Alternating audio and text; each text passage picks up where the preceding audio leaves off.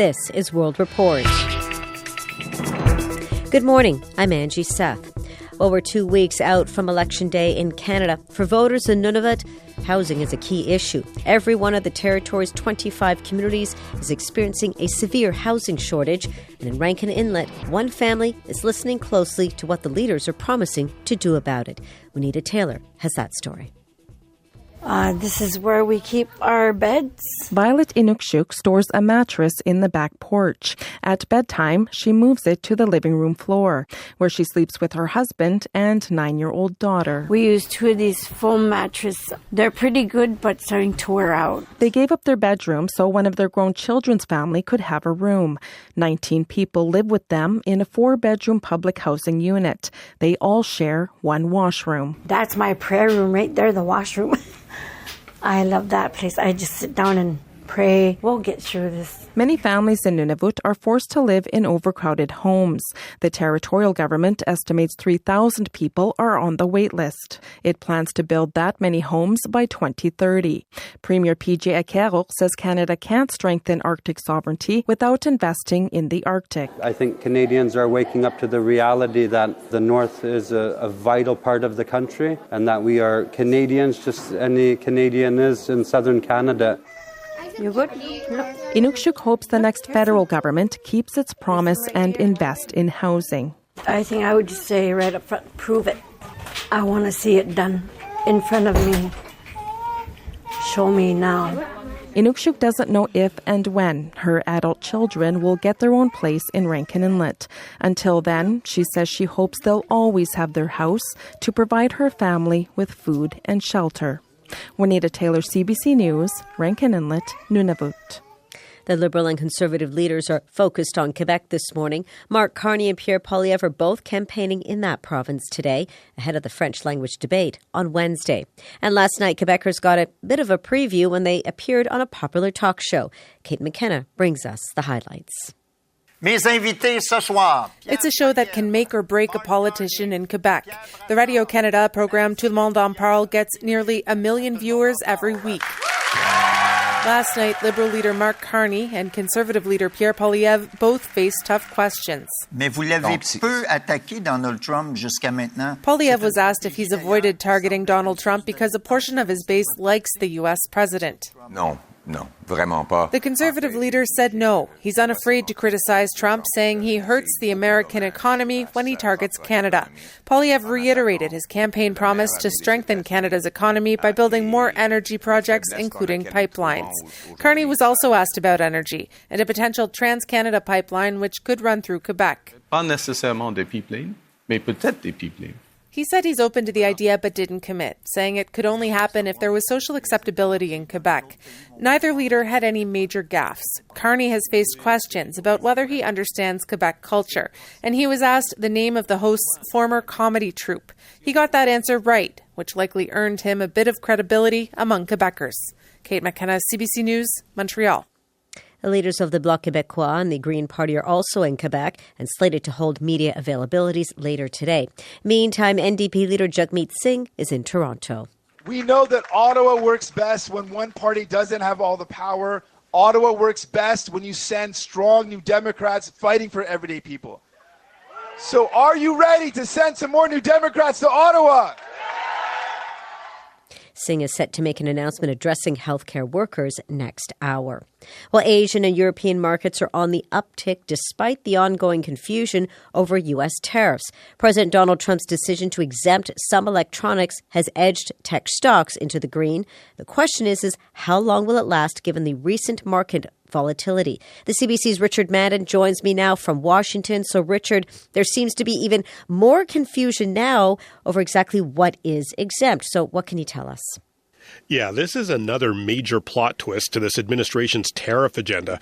President Donald Trump is now saying his punishing 125% tariff exemptions on tech devices like laptops or smartphones imported from China could be short-lived. Now, just 3 days ago, Trump announced exemptions to them as he faced growing pressure from tech giant Apple and other experts who warned consumer prices would spike. But last night, Trump posted on his website there was no tariff exemption, despite the fact the word exemptions is literally in the headline of his own executive order. Trump went on to write, no one was getting off the hook. And later on Air Force One, he said he'd slap more tariffs on pharmaceuticals, with details of his plan later this week. The tariffs will be in place in the not-distant future because, as you know, like we did with steel, like we did with automobiles, like we did with aluminum, which are now fully on, we'll be doing that with semiconductors, with chips, and numerous other things. Now, critics say this is adding more confusion to the administration's chaotic tariff policy that's rattling markets, consumer confidence, and stoking fears of a self-inflicted recession. Now, China's President Xi Jinping is visiting several Southeast Asian nations this week as well, Richard. So in light of Donald Trump's tariffs, what can you tell us? Yeah, so as the U.S. picks tariff fights with allies and adversaries, President Xi is on a charm offensive in that region, starting in Vietnam to bolster trade relationships. Xi said there are no winners in a trade or tariff war, so his visit is meant to shore up alliances, Vietnam, Malaysia, Cambodia, countries that are feeling the impact of Trump's tariffs. CBC's Richard Madden for us in Washington. Great having you on this, Richard. Thank you. Thanks. Peruvian author Mario Vargas Llosa has died. The Nobel laureate has considered a giant in Latin American literature. He won the coveted prize in 2010 when judges described him as a divinely gifted storyteller. He penned critically acclaimed novels such as Feast of the Goat and The Time of the Hero. Llosa passed away yesterday at his home in Lima, Peru, at the age of 89.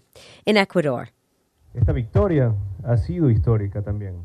Incumbent Conservative President Daniel Noboa declares victory. The country's electoral authority says he has secured a full four-year term. His main rival, leftist Luisa Gonzalez, calls the election a grotesque fraud. She's disputing the results, which saw her receiving 44% of the vote, compared to Noboa's 56%. Gonzalez is demanding a recount. Well, Hungarian lawmakers are preparing to vote on a constitutional amendment that would restrict the rights of 2S LGBTQ plus communities. If the amendment passes, Pride and other similar public events will be banned.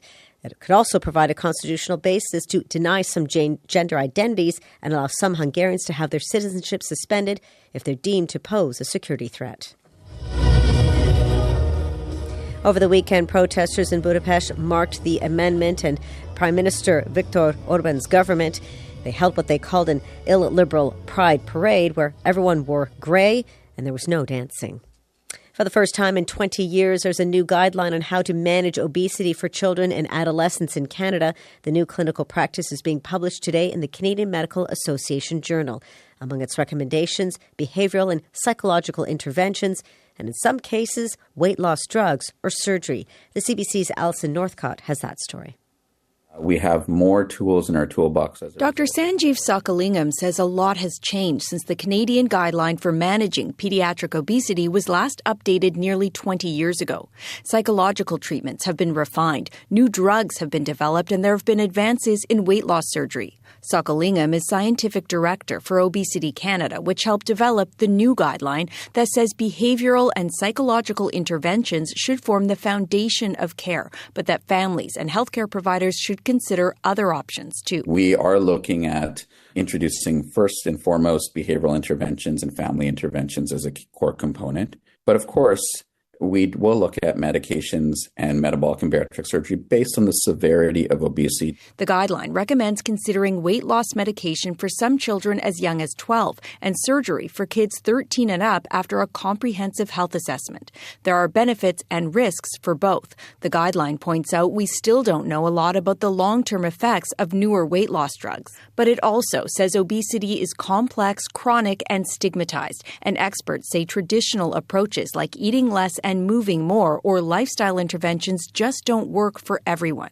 Dr. Tom Warshawski with the Childhood Healthy Living Foundation in Kelowna, BC, says there also needs to be a focus on prevention. These are good clinical practice guidelines, but it's almost the tip of the iceberg, and we do need to broaden things out. The Canadian Pediatric Society says it's reviewing the guideline as it considers adopting it. Alison Northcott, CBC News, Montreal. And that's the latest national and international news from World Report. I'm Angie Seth. This is CBC News.